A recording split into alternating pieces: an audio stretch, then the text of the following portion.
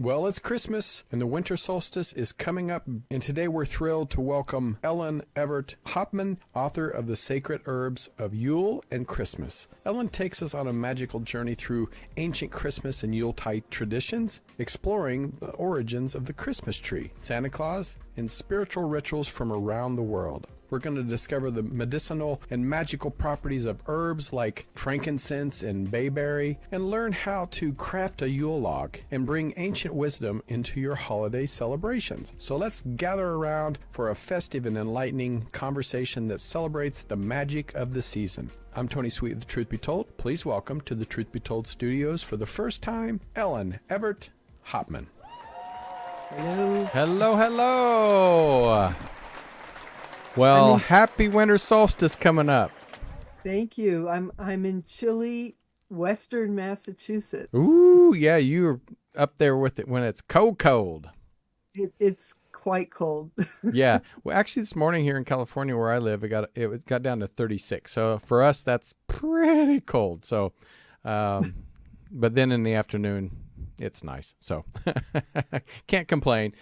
Well, thank you so much for bringing your book to our studios, The Sacred Herbs of Yule and Christmas. And we're going to talk remedies, recipes, magic, and brews for the winter season. So, well, first of all, how did this topic inspire you to explore these ancient roots of Yule and Christmas traditions for this book? Where did it all begin? Well, actually, it began with this book, The Sacred Herbs of Samhain. Oh, yeah. Which is Halloween. Mm-hmm. Sorry, I'm trying.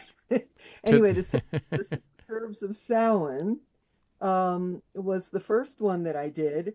And in the fall, I'm in New England, okay? So the plants here are going to be different from the plants in California. Right, okay? For sure. But in the fall is when you gather roots, typically, and barks and berries, because berries aren't ready until the fall and roots aren't ready until the fall. So this relies heavily on roots. And I talk about the magical properties. I talk about the medicinal properties. I talk about how to celebrate Samhain, which is Halloween, which is an ancient Celtic festival. And I have a ritual in here for the Morrigan and instructions for a dumb supper and all kinds of stuff. So that was the first one. The second one was this one, The Sacred Herbs of Spring, which is Beltane or May Day. So this focuses more on the new greens that are coming out in the spring and edible flowers. And there's a ritual for the goddess Flora, who is the goddess of flowers. She's in here. Nice. So then number 3 was the one that we're looking at today. Number 3 was Yule and Christmas. So that's kind of how this happened. I do have other books, but that's just one little series that I did. How did you get started? Because, I always tell people, I'm in the paranormal world, and, somebody that's really interested in UFOs or Bigfoot or ghost or have had an experience, seeing a UFO or experiencing a spirit. But with what you're dealing with is, folklore and also ancient traditions that we've been, passed down from generations to generations. So was that something that was in your family already of talking about these ancient traditions? Well, yes, sort of. I'm a druid, okay? Mm-hmm. And the druids were the intellectual class of the Celtic society. I was actually born in Austria, and my mother... Oh, wow. My mother was an artist, and she was very interested in archaeology. And when I was born and when I was very small, there were a lot of digs going on in the area, and Celtic graveyards were being dug up. And she was fascinated by the jewelry, the ironwork, and she had so much respect for the Celts. So all I remember from being a little girl was how much respect she had. That's all I remember. I don't remember any facts. Just when she talked about them, she was so respectful. And I promptly forgot about it. And I didn't even hear the word Celtic until I was in my 30s. I came to the States and I heard Celtic music for the first time. Oh, Not wow. that not that modern Celtic music is anything like ancient Celtic music, but the word Celtic came up. And I immediately, something resonated because it all came back. And um, I loved Celtic music, played on acoustic Mm-hmm. instruments, traditional Celtic music. I became a Cayley dancer. Um, I later found out that I had Scottish ancestry, which nobody ever told me. But Did you do the but DNA testing? Is that what you did? DNA testing, and I also, for some reason, our family is scattered all over the place. But I had two cousins in Canada. One has passed over, but they were both very Scottish. I have a And lot of Scottish in me too. So. oh, okay. Well, and then I also spent an entire summer in Scotland at Findhorn, the Findhorn Mm-hmm. community. Yeah. And while I was there, I went to the island of Iona and I was there for a week, one entire week. And I just walked the perimeter of the island and I felt into the power spots. There are all these power spots around the island. And a novel came out of that. It's called The Druid Isle. And I have an author page on Amazon if you put in Ellen Evert Hopman author, or if you go to my website, elleneverthopman.com, you can see all the books. But the Druid Isle is actually about Iona. And that was the old name. It was called Inis nan Druidniach, which is the Isle of Druids. That was the original name. So anyway, I've been a Druid officially since 1984. That's when I did my first initiation. So I've been at it for a long time, and I've founded a couple of Druid orders, and I'm an initiate in a bunch of them, and so that's just the kind of thing that I do. No, that's great. That's great. And before we get into like the herbs and remedies and stuff, because I'd love to show some of the slides that you sent for our people, because there's only a few that I really ever pay attention to. That because they've been mentioned in many books and TV shows and movies. But before we do that, the winter solstice is coming up, Mhm. and many cultures have a unique winter solstice traditions. Mhm. Was there any particular traditions that stood out to you, especially any Well, like magical or unique ones that you found interesting? yeah, in the book, The Sacred Herbs of Yule and Christmas, I have a full ritual in there for the Cailleach. And the Cailleach is the old woman. And in Scottish lore, she's the goddess of winter. Hmm. She transforms into Bridget at Imbolc. She becomes the young face of the goddess, bride in Scotland, she's called. But um, the Cailleach, you know that she's here because when the first snowfall happens, that's how you know. Now, I don't know if you have snow where you are. Yeah, we do in the mountains. I mean, where I grew up in Kansas, And we had snow a lot, but right. Well, the plants in New England are the same as the plants in Scotland. Scotland is colder actually than New England. It's pretty cold. But when the first snowfall comes, and we've already had that, that means that the Cailleach has shown up. So at the winter solstice, it's very nice to honor her. The only creation legend that we have in Celtic tradition, it concerns the Cailleach and the old woman who the story is that she walked through the ocean dropping stones from her oh apron. wow. And everywhere the stones fell, an island formed. And that's how you get all the islands in the Hebrides. And anyway, that's kind of where I go at the winter solstice.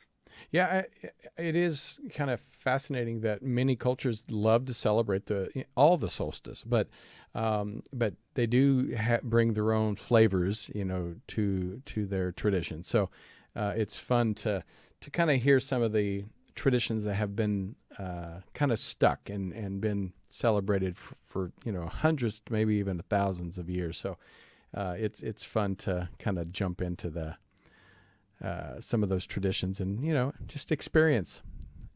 Was there any that you really kind of like a child, or or not child, but your favorite one that really maybe you practice now on a regular basis? Well, yeah, there's kind of a standard pagan solstice approach, which is we honor the dark. And, if you're hanging out with Wiccans, or you're hanging out with witches, or you're hanging out with druids, um, everybody seems to do this because we're honoring the dark. We're in the dark part of the year now. So we're not scared of the dark. We like to go into the dark. We like to honor it, welcome it. So what we'll do is we'll all come to somebody's house because we don't have churches. Right. And so we will all sit down, hunkered down, a lot of people sitting on the floor and everybody else piled into sofas and chairs. And we douse all the lights. And that means turning off the Christmas tree, getting rid of any light that you can see anywhere. And we sit there in the dark and we honor the dark, and we might sing, or we might just remember important things that happened in the past year. But How basically fun. it's just a very warm, cozy feeling. And then at some point, somebody, usually the high priestess or somebody, will light one candle. And then we talk about the return of the light. And then everybody in the room is holding a candle. They're all, candles have been passed out. So then she'll take her lit candle and she'll light one other person's candle. And then that person will light the person next to them, and so on, until the whole room is blazing with light. And the candles are put everywhere, on shelves and anywhere that won't burn the house down. So hopefully. Yes, we don't need and that. We there's don't need that. singing and there's food, and it becomes a big celebration. So you go from that inward dark, honoring the within, and then you come out and you honor the returning light, because very soon after solstice, guess what happens? The light starts to come back. That's right. It's, slowly but surely. And then us people that have that season affective disorder, we finally can move past it. So, like I said, winter solstice and Christmas, just a few days apart. The other day, I've kind of learned a little bit about why Christmas and the winter solstice is so close. But can you share any surprising discoveries you made about the origins of holiday symbols, Christmas trees and Santa Claus and all that? Because, many of us, we just celebrate. It's like that was what we were told to do, put up a tree, Santa's coming. We never really ask why and where did Santa... That's a huge topic, and one could write a book about it. You probably should, Ellen. But you mentioned Christmas trees. In ancient European tradition, trees were sacred. And for Druids, trees are very sacred. There was always the tradition of the world tree. The cosmos was imagined as a giant tree, and the Earth was just a little planet somewhere in the tree. In Scandinavia, it was Yggdrasil, which is this giant ash tree. And for other people, it might be an oak, something like that. But so trees were always sacred.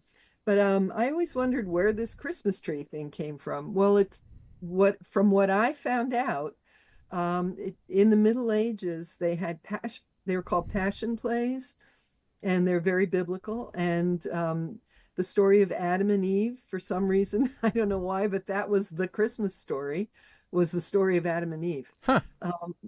Really? Yes, that's what they focused on. Wow. So they had these plays, and everybody, because this time of year there's no crops to be harvested, Mm-hmm. everything is gathered in and hopefully safe in the barn. So you finally have time to go to a play. So they would go to the Passion Play to hear about Adam and Eve. So Adam and Eve have this tree, and it's the tree of the knowledge of good and evil. Mm-hmm. Well, in Europe, in Northern Europe, this time of year, if you want a nice looking tree, you're not going to go cut down, a birch or an ash or something, because it won't have any leaves and you're Right. just going to have sticks. So, Only thing is green is the Christmas tree. yeah, you got to have something green. So they would cut down pine trees. So you have this pine tree, and it becomes the central prop in the middle of the stage for this play. Wow.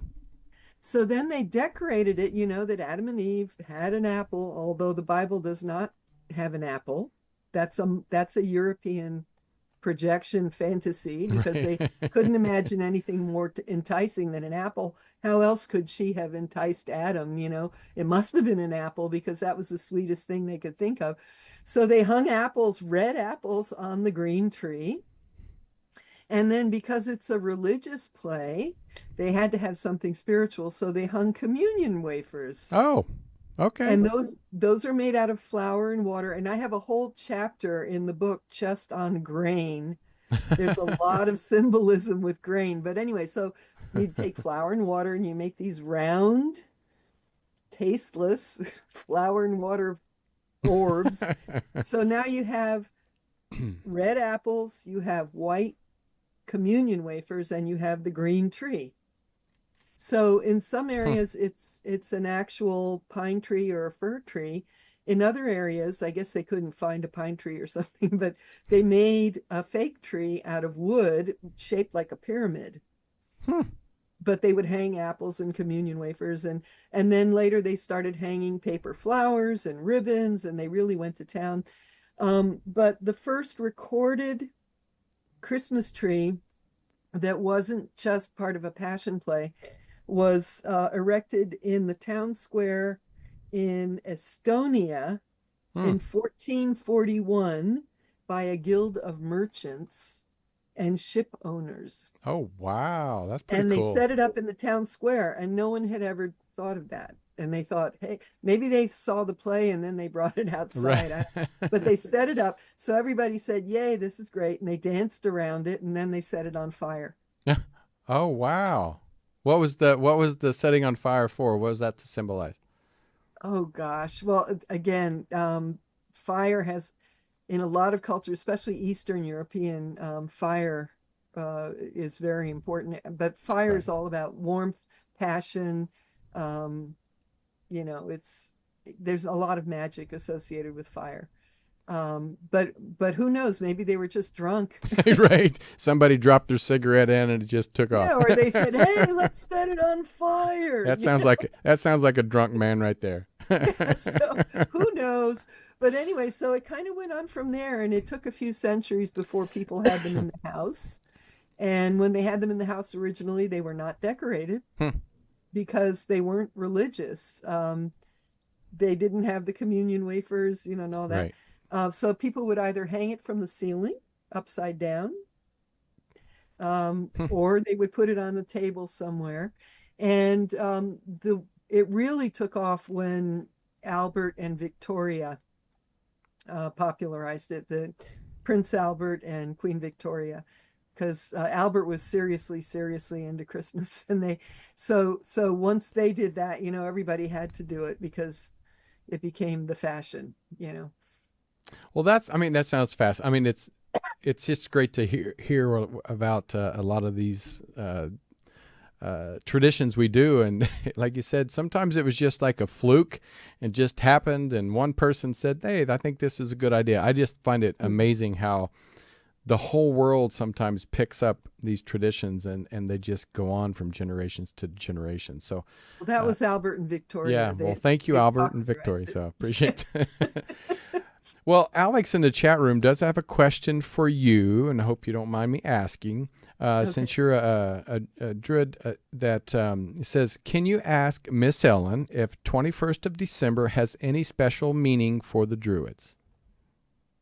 Well, yes, it's the solstice. There you go. It's a celestial event, and everybody on the planet experiences the solstice. I mean, it's universal. You don't have to be a druid. You don't have to be Hmm. a witch. You don't have to be Wiccan. You don't have to be Jewish or Protestant or Catholic or Lutheran or Hindu or anything. You're going to experience the solstice. So it's a sacred time. It's a time when nature is going through a change. So what we do, people who are part of the nature Hmm. religions, we honor nature and the cycle. It's a cycle, the wheel of the year. And this is a big turning. Right now, the days have been getting shorter and shorter and Hmm. shorter and shorter, right? The nights have been getting longer and longer and longer and longer. But what happens at the winter solstice? The wheel turns, and all of a sudden, the light starts to come back. So that's worth celebrating, right? With I'm not trying to get in a negative here.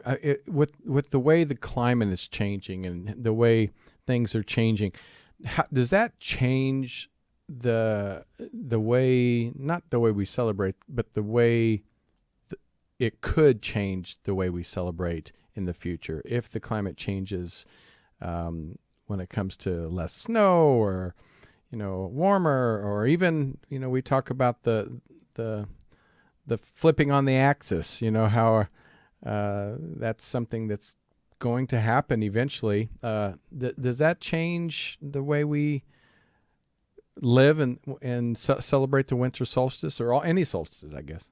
Well, the winter solstice is a celestial event. So it And doesn't matter which. Yeah. yeah, even if the earth heats up 10 degrees, it's not good. Right. The Right. solstice is still going to happen. And people down under, people in the southern hemisphere, they're having summer solstice right now. Oh no, Um, I'm actually leave on Tuesday for Brazil, so I'll be down in the summer solstice. yeah, right. Um, so yeah, it really doesn't matter. In fact, I've thought about this a lot. If we go to Mars, which I hope not to go to Mars, thank you, but Yeah, not those my. who want to go can go. I love the Earth, so. Yeah. But on Mars, you'll still be able to celebrate nature and, Yeah. you know, All right, we have another question. Thank you, everybody, for asking questions, and excuse me. bless you. Says, can Miss Ellen share about the Holly versus Oak Kings, and are they Celtic, pagan, or Norse?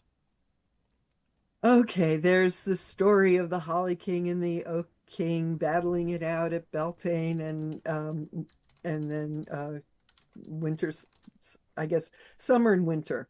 So in the summer the Oak King wins, in the winter the Holly King wins. Guess what? That was made up by Robert Graves. That's not traditional. Yeah. A lot of people think it's traditional, but it's not. Yeah, the Oak King and the Holly King. Robert Graves is kind of a problem because people read this book. It's called The White Goddess, and in there he talks about Maiden Mother Crone, which is not anything. He made that up. He talks about the tree calendar, which everybody talks about, the Celtic tree calendar, and now we're in the oak month, and he made that up. Oh, Yeah. he was another drunk man that did. No, I was kidding. Excuse me. Go ahead. When did he make this up? How long ago? 1940s. Oh, so this is recent. Oh, Yeah. he was just trying to figure out something to do. Well, he was a poet. He's a good poet. Well, that's great. I mean, yeah, I'll have to look more. I'll look more into that, but that's pretty fascinating. Thanks, Nicholas, for the Oh, I question. have a frog in my throat. Well, Excuse me. we'll get it out, Kermit. Oh, God. All Sorry right. about Do you need a drink of water there? Yeah. May have to get one of those herbs that you have. Oh, my goodness. Okay. All right. Well, so you sent over some slides, and in your book you highlight some of the medicinal and magical properties of like seasonal herbs. So, and which herbs do you that you feel that are more fascinating. So can you we're going to go over some of these for the people in the chat room and people that are listening. Please go on our YouTube channel so you can see some of these slides. So we're going to start, of course, this is the book and the lovely Miss Ellen. And then we have, Yule origin. So let's start with these slides. So please take it away and start explaining what we're seeing. Okay, well, you're gonna have to you're gonna have to put the slide up because I don't have that. I'm not looking at that. Can you not see it? No, well, I can see Yule origins. Yes. So then we have the greenery at Yule, and then we have there we go. There. There we go. So yeah, each of these plants, I tried to find all the plants that were traditionally associated with Christmas, and then I investigated why, because when you're writing a book, it's going to take you at least a couple of years, so you better find a subject that interests you, right, because you have to live with it. So I didn't know really a lot of the lore, so that was fun. But anyway, bay laurel is a symbol of victory, and in Greek and Roman poetry competitions and in the ancient Olympics, the winners were crowned with laurel. I did. Wow. Or olive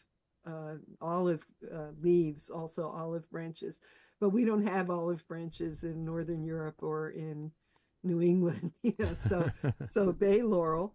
So they would, in ancient times, you could hang a wreath made of laurel on the door, and that symbolized victory, and it meant a victory over death.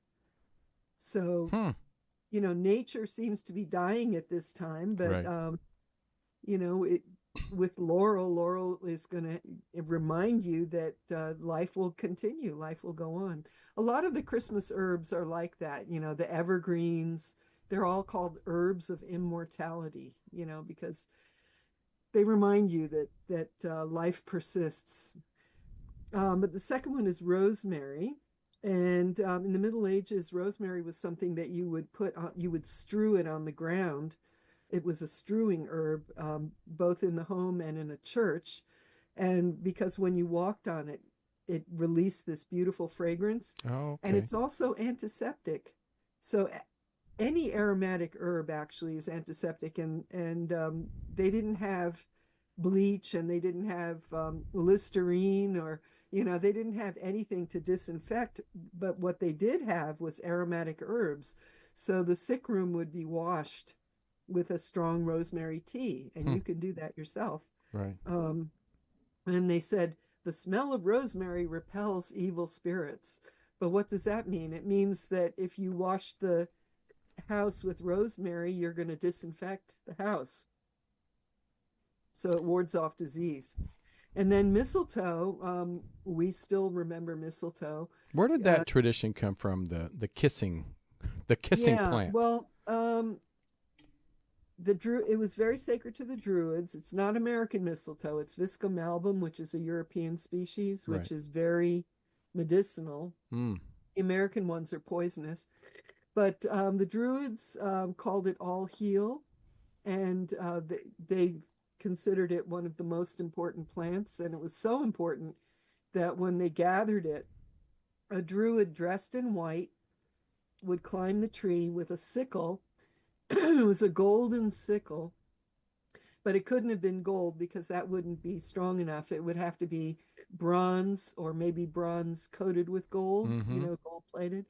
But the Druid dressed in white would climb the tree, cut down the mistletoe, and another Druid would be waiting under the tree holding a blanket, a white blanket, and the mistletoe would fall onto the blanket. It was so sacred that it was not allowed to touch the ground. It had to fall into a cloth or a blanket. And then they would sacrifice 2 white oxen. Oh my gosh. Wow. Yeah. No, it was considered a very big deal. And modern medicine recognizes it. Iscador is a remedy that you can get. It's anti-tumor. Hmm. and it's good for cancer. Anyway, so that was the mistletoe. So just so people know, American mistletoe is poisonous. Yeah, don't try it with Yeah. the American, but you can order Viscum album, which is the European mistletoe. If you go to Mountain Rose Herbs or Hmm. any good herbal place, you should be able to get it, and it's actually quite palatable. The twigs and the leaves, you could make a nice tea. Oh Um, wow, I'll have to try yeah. it. Um, and then, of course, in the Norse tradition, there's a whole big story about that. Mistletoe is sacred to Baldur, who was beloved of the gods. His mother was Frigga, um, and Frigga made all the gods to swear to never hurt her son, Hmm. Baldur, she loved. And for me, Baldur symbolizes the sun, actually. But Loki, of course, being Loki, um, had other ideas, and he realized that she had forgotten to include mistletoe. So she said, "You can't use any of the plants, but she forgot Hmm. mistletoe." So he, of course, made an arrow out of mistletoe, shot Baldur in the heart, and killed him. Oh my So to gosh. me, that symbolizes the death of the sun, in the winter. And then Frigga, of course, starts crying. Her tears are falling, and her tears become the white berries of the mistletoe. And and then Balder comes back to life, and then Frigga makes mistletoe the symbol of peace and love. And then in Anglo-Saxon tradition, kissing under the mistletoe was connected to the goddess Freya, who's goddess of love, beauty, and fertility. Ah, so And that's where that came from. and a man had to kiss any young woman who found herself under a sprig of mistletoe. So that's why you would hang it, um, so that you would get caught under it, I guess. And and then in England, they would make a magical globe by weaving hawthorn and mistletoe together, and they would hang that in the kitchen, and they would make a new one every year and burn the old one. But the globe is designed to trap nasty spirits. So, um, any evil sorcerer or witch or anybody who tried to send bad magic would have their spell caught in that globe. So those are the traditions that I found. Well, then we have boxwood and bayberry. So tell us about those. Okay, so boxwood was a very important medicinal back in the day, and like in ancient Rome, it was actually a type of quinine. So it was good for fevers, and it's an evergreen, um, and it's a symbol of immortality. And if you look at the two slides, the one on the left is what boxwood, the way it looks in nature, and then on the right is a very formal herb garden. Hmm. But that's what people would do. They would make a hedge of boxwood around the house or around the church or around the land, to protect it. Um, and again, you can make put it in wreaths, Hmm. as an herb of immortality. You can decorate the house with it. Bayberry is a very, very fragrant plant, and it's found on the coast of New England, near the beaches, and you can make candles out of it. And again, this is an antiseptic. It's very aromatic. So any aromatic plant is going to be antiseptic. But back in the day when they made candles out of tallow, they smelled terrible. Apparently, the tallow would go bad. But candles were expensive and hard to make and so on. So people just kept burning them and stink up the house, and it was terrible. So when they when they found the bayberry, you simmer the berries, and then wax rises to the top of the water, and you scoop it off. But it takes pounds of the berries to make candles. So these were very special candles. So they were only burned at Christmas time, in New England by early American colonists. And they have magical properties. They bring good luck if you burn them. Yeah, I didn't hear. Christmas, I haven't Christmas heard Eve or much New about it. Year's Eve. I Hmm? haven't heard much about the bayberries before, so yeah, that's pretty interesting. I guess back then, though, if you didn't take showers too often, so the candle just covered your stink. I guess I don't know. Just blame it on the candle. Yeah, I can't even imagine I what bet. the house smelled like, but I bet. Well, these next two now, this one, of course, is very traditional to Christmas. Cranberries and poinsettia. So that's definitely something everybody knows about. well, yes and no. Oh, You tell know us why? why. Probably not. We talked about fire magic. So Right. things that are red relate to passion and good luck and warmth and heat and communal feeling and all that kind of stuff. But cranberries are all about abundance because they're one of the last, if, in fact, they're the last berry that you can gather in the year. And it reminds you that nature provides. Hmm. So in every season, nature gives you something. But poinsettia is very interesting because it's actually a sacred plant of the Aztecs. So if you have poinsettia in the house, it's actually an Aztec plant. And they used it for dye, for cosmetics, they used it for medicine. And what happened was in the 17th century, the Franciscan monks went to Mexico to convert all the natives. Mm-hmm. And they figured out pretty quickly that this was a sacred plant. So they decided, hey, let's use it to decorate the church at Christmas time. And they would carry it in processions, which was a way of telling the native people, the indigenous people, that the procession was a sacred thing, you know.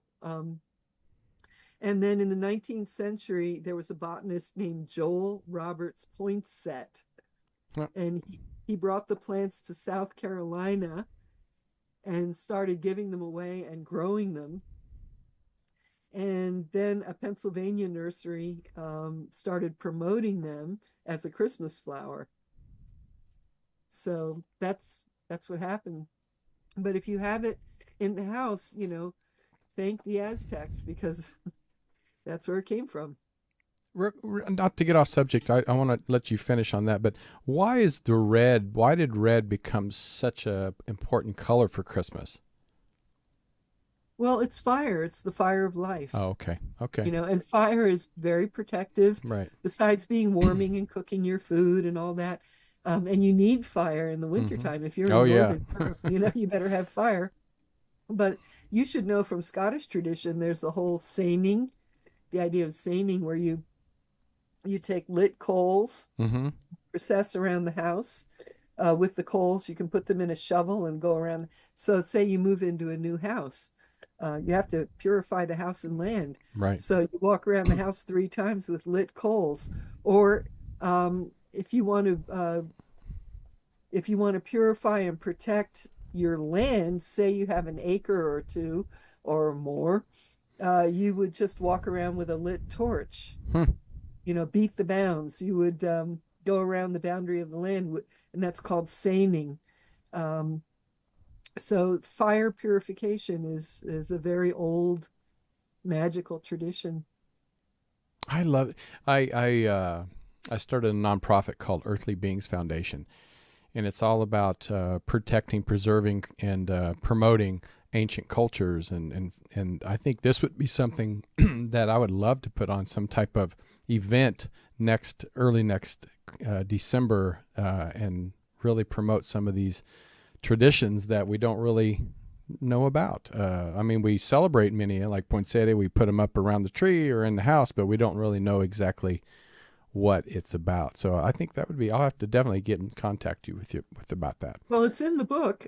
Oh, well, I'll If you get the have book no, for sure, but I'll have to contact you and talk to you more about some of these traditions. But all right, well, let's go on to the next slide. It's holly and ivy. Of course, you know, have a holly jolly Christmas. So tell us a little bit about what we may not know. okay, well, there you see the red berries again. Yep. Right.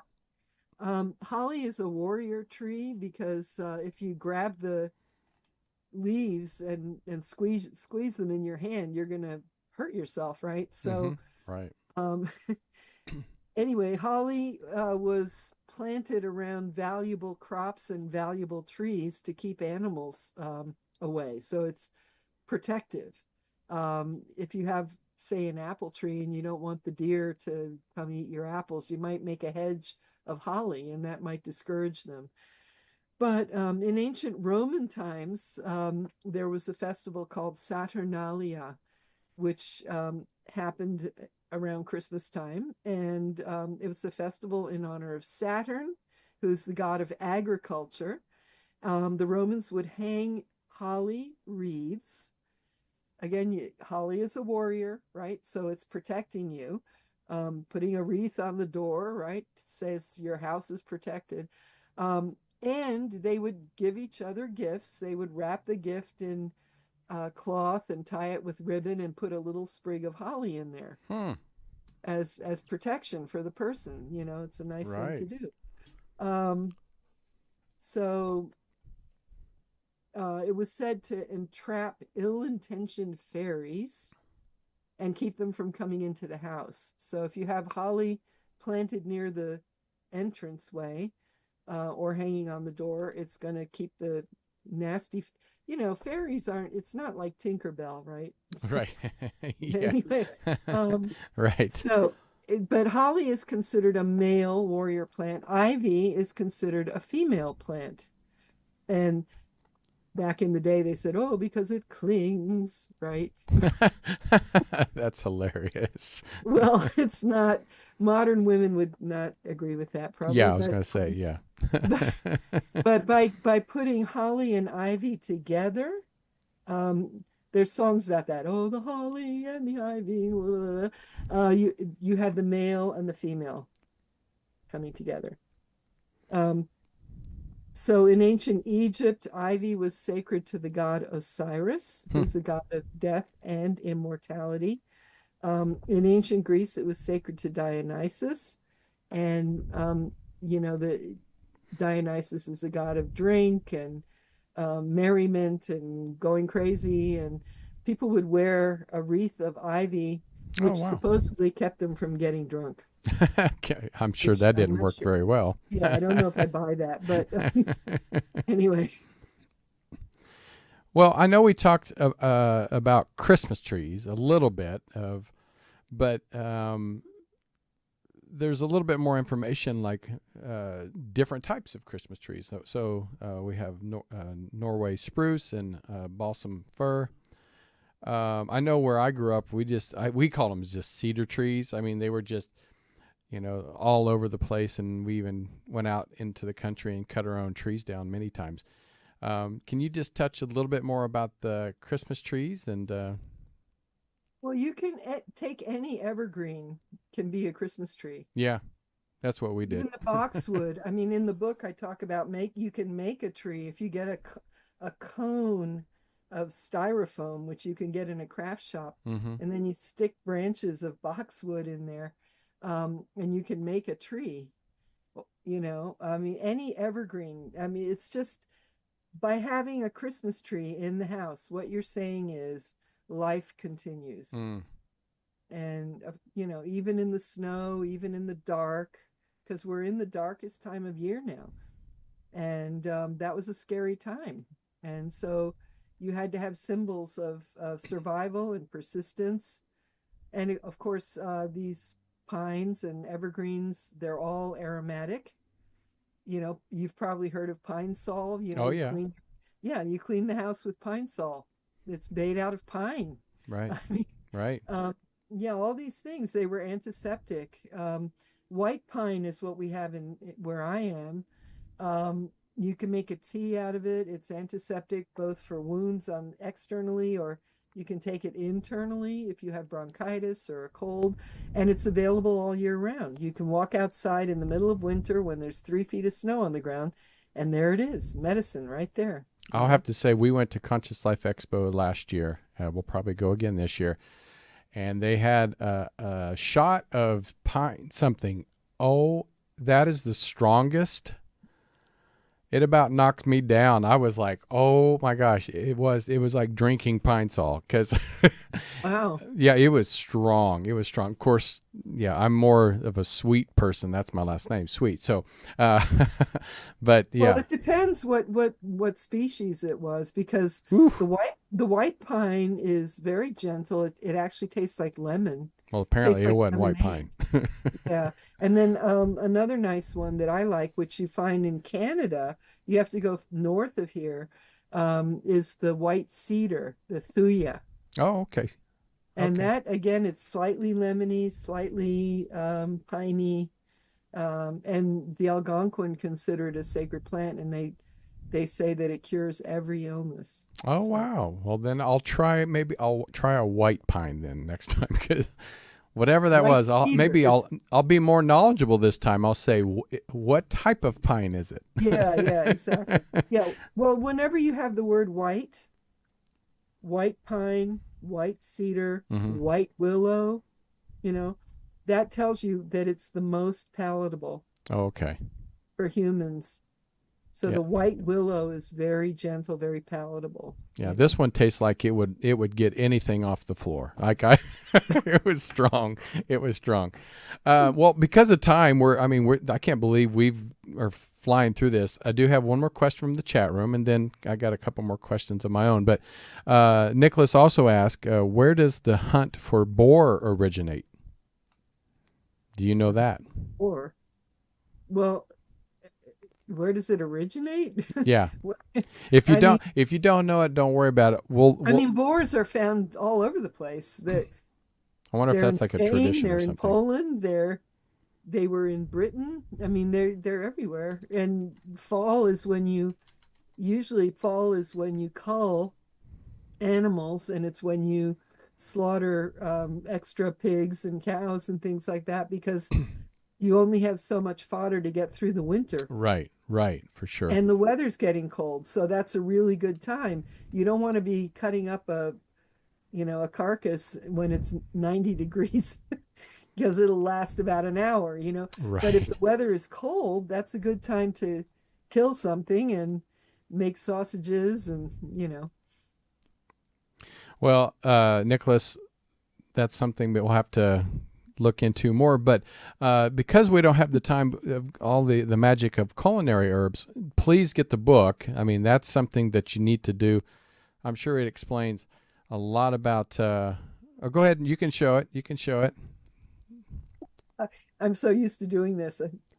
There you go. So yeah, make sure you get it on Amazon, on Ellen's website. I'm sure bookstores. I'm sure it has it. But Ellen, before we get out of here, what are you hoping people take away from reading your book? Some people now are so wrapped up in social media and just trying to pay the bills, and we kind of lose our traditions. We're losing our interest in even celebrating anymore. What are you hoping people take away from your book? Put down the phone, go get some actual greenery, decorate the house.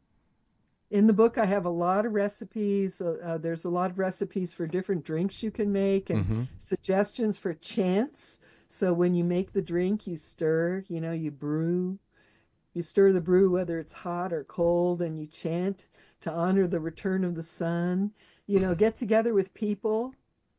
I've heard, this is so sad. I've heard that since COVID, kids, teenagers, and children are afraid to socialize. A lot of them, they're afraid to hang out with other people Mm-hmm. because they were remotely homeschooled, or they had remote classes, and they've forgotten how to socialize. And Yeah. I have witnessed this. I have a friend who's younger than me. She's in her 30s, and she doesn't want to socialize. She can't handle more than one person. Oh wow. Yeah, she can have Yeah. a one-on-one, but beyond that, it's just too much. And so people need to learn how to be with other people Yeah. again. I mean, there's a lot of depression, especially this time of year, because we are social animals, and we're designed to communicate with other people face to face, you know, and eat together and drink together and celebrate nature. So all Love the it. books, the sacred herbs of Samhain, the sacred herbs of spring, all these books are designed for you to pay attention to what's happening in nature, make use of what's appearing at that time, do rituals together with other people, live and in person, you know, and learn how to be human again. And last question, is there one tradition or herb that they, for somebody that really hasn't had any experience in this this amazing story that you're telling, is there any that you would suggest? This is where to start. Because, you know, again, socializing is great, but if you're not comfortable doing it, you know, what can we do, like buying an herb or trying to create a tradition in your household? Is there one that you'd say start with? Well, wintertime, you think of warming things. So cinnamon, clove, ginger, Mm, things like that. Um, Work with those, you know, cook with them, make drinks with them, and feel how they're warming your body. right. And just think about the fire of life, and think about the returning light and the returning sun, and how all these things are related. I mean, why do we have these warming herbs at Christmas? Right. Why gingerbread? You know, because it's warming to the body, but they're also herbs of fire, and they honor the sun, you know. So just think about that. Think about the fact that the sun is turning and the light is going to come back soon. And yeah. One that stands out to me is we used to do is hot apple cider. That was one of my favorite things to drink when I was a kid. It was just so, like you said, on a cold winter night, and just warm the apple cider up, put a little cinnamon in it, and oh, it was just heaven. Mhm.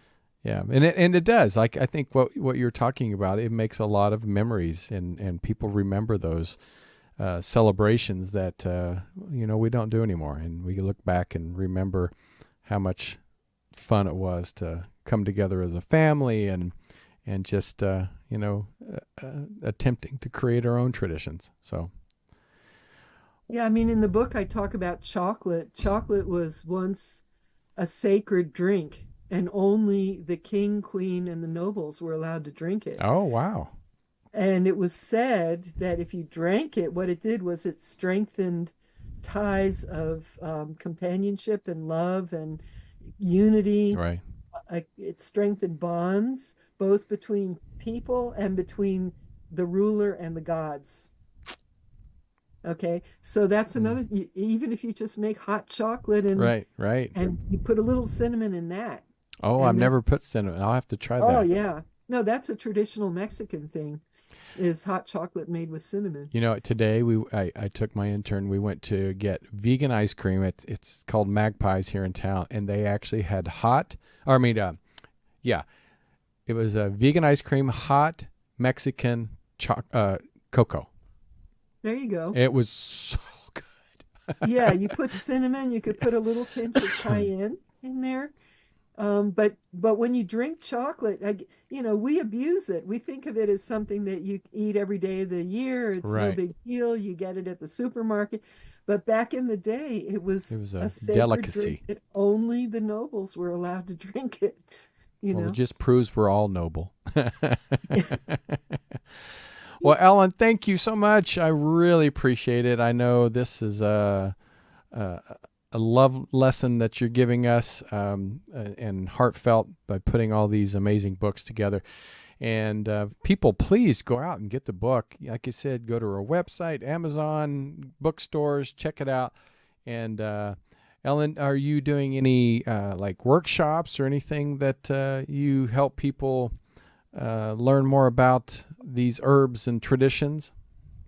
Well, yeah, people invite me to speak, usually for private groups. Mm-hmm. But on my website, elleneverthopman.com, I have events. I have an event section. So if I do I have something coming up in February, a conference, but those things will be listed there. And the conference is online. Oh, And great. I just did an online conference, ancient something. Anyways, I don't know. I'm always doing She had something. too much eggnog. No, it's kidding. No, but yeah, but I'm happy to speak to groups. If people want me to talk, I can yak. Well, So, thank you, thank you, thank you. I really appreciate it, and I can't wait to have you back when the next book comes out. I'm sure you have many more. thank you very much. It Uh, was fun. all right. Well, happy holidays, and happy New Year. I appreciate it. Happy solstice to Happy everybody. solstice. Yes. All right, everybody. Thank you for tuning in. We love having Ellen on today, and I hope you guys share this show, leave great comments, go support her. And we want you to help support us. Like I said, like it, share it, leave comments on our podcast, on our YouTube channel. Support us with Robert Hensley every Monday with Minuteman Report, Bonnie Burkard on Wednesday with Truth Be Told Transformation. Of course, me, Tony Sweet, who have been doing this for 13, 14 years now. With Truth Be Told, and celebrate all for this holiday season. So, but until then, I'll see you next week. I have Mike Ricksecker on the show, so check him out and see you next week. Take care of yourself and each other. Take care.